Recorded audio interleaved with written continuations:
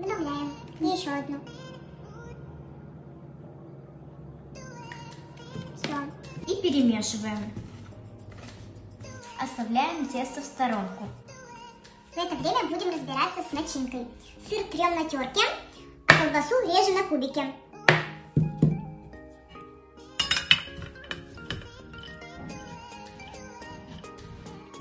Готово. Теперь режем колбасу.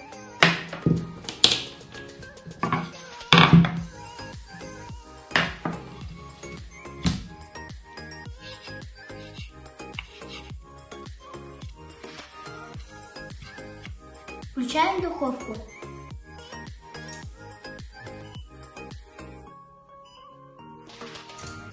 Готово. А сейчас добавляем кетчуп.